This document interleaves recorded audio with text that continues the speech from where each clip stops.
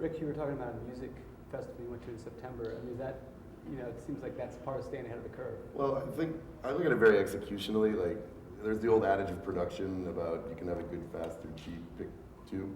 Right. And I think it's sort of the same thing with like an agency, like the entire entity staying ahead of the curve, right? Like, you can have great creative, and it's, there are a lot of people get this stuff now. Hashem's right; the cultures are merging, But if you're giving it away for free, then that starts to like grate on the business side. You can't pay the salaries, or if you're not producing it really well and you can't execute it, people get unhappy. So if you have like a good ecosystem of the three of them, you can sort of keep ahead of the curve. Whereas if you give the work away, then people will start to resent that. If you have a great idea but you fuck it up, then sorry, are we allowed to do that today? We got it. Then people will get disgruntled and leave. And if you have crappy creative, everybody else is in the way. So it's like managing that little ecosystem to me is how I say it. Just balancing those three. Yeah, exactly. Not slacking on one of the three, like giving all your ideas away for free, for example. How about you, James? I don't know. I mean, on a very kind of executional level, I just sort of following Twitter and Tumblr kind of gives me all the information I feel that I need. I don't really need to kind of go elsewhere. But then it's like filtering that information. It's it's trying to find like a human way of finding something interesting in that information, which I guess is ideas. So yeah, I don't know. It's kind of that feels like that's where it's interesting to me at the moment. Everyone's getting the same information. I think most people read the same blogs and follow the same people on Twitter and stuff like that. But then it's like how you're going to stay ahead is how you manipulate that information and find something emotional in it, or something that consumers are going to latch onto. So really focusing on meme making, maybe?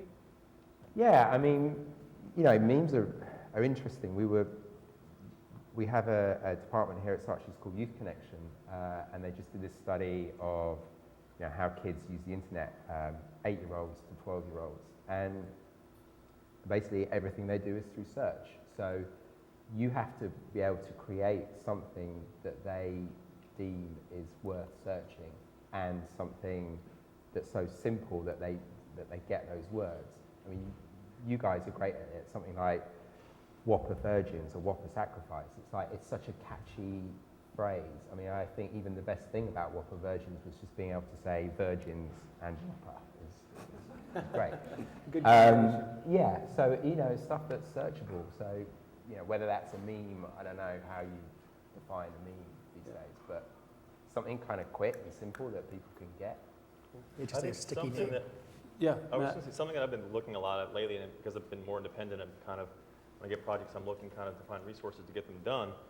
And I was talking to one development shop that I've become familiar with lately, and guys from Israel started it and lived in Vietnam for a long time. It's built up a quite substantial operation there. And I think in the digital kind of world where so many of the kind of end results end up being a completely new medium that's completely evolving and changing constantly, and the types of technology moves so rapidly, they've actually built an entire R&D department at their company. So they've got 600 developers and programmers and everything else, but they have a specific R&D department where their developers are actually required to go be inside of that R&D department for at least 2 weeks out of every month, every 2 months.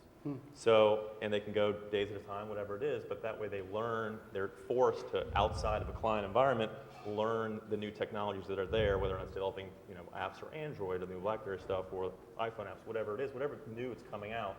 They get to dig in, not in the context of a client project where they're trying to solve the problem, but actually just get to learn about the stuff. And then when they go back, they actually have a great knowledge base about how to develop. So I looked at that as kind of like a really kind of forward-thinking way to stay ahead of the curve in this kind of context. So. That's great. Terrace, you were going to say something. No, I was just going to add to what James was saying about just coming up with that sticky name to make something interesting. I think at RGA we have like 140 technologists, and we have a mobile group, and they're always exploring and coming up with new things. But the key is to why should I care? How do we use that in a way to really attract people and get them to use it very quickly? Because I think it can become very complicated very quickly. So that's the. No, that's great. That's great. Well, So yeah, Mike.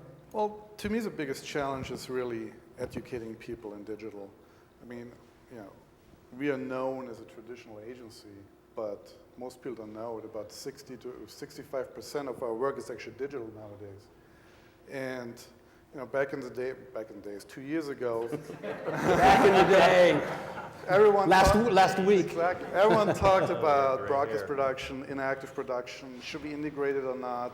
Whereas, in my opinion, the biggest problem is more like you gotta teach people and educate people, like account people, creatives, all the traditional creatives, planners.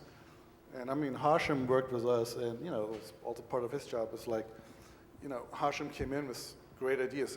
This is out there, and you better get excited about it. So I mean, if you have people in your agency who are not really into the digital thing, it's going to be really tough to make a change. Yeah. Yeah, I know. One of the things that we've been doing lately is that, all of our technologists at Crispin sit in the creative department. So it's a mashup of copywriters and art directors and technologists all the time working on projects. And I think that's helped a lot from an educational standpoint, right? So everything's through the lens. Somebody's sitting at the table every day taking a tact of how does this work digitally, and not just digital marketing, but digital product. Like, how can we make an app? How can we solve a business problem from that? Yeah, these conversations always become really interesting because really everybody is coming to a new sort of organizational structure from where they're at. So like, Goodby, especially with this long storied tradition of creativity but not technology, has a strengths and weaknesses totally radically different from ours, which is a bunch of people that all they've ever done is internet, right? So like, we have the opposite problem. I mean, there's no problem getting these kids, everybody in the company to learn about this technology or code that. By the time I've read about it, they've already figured it out. But it's the opposite side we have to figure out, is about making those things happen and like translating that, and what Geiger said about selling it through to the client. That part the smaller organizations are very bad at, whereas they're like very, very solid already on the keeping people interested in digital. We don't have a bunch of legacy creatives we have to repurpose or retrain, That's a great point. re-engage, Yeah. And I think that's kind of speaks to the next question. I don't know who wants to take it, but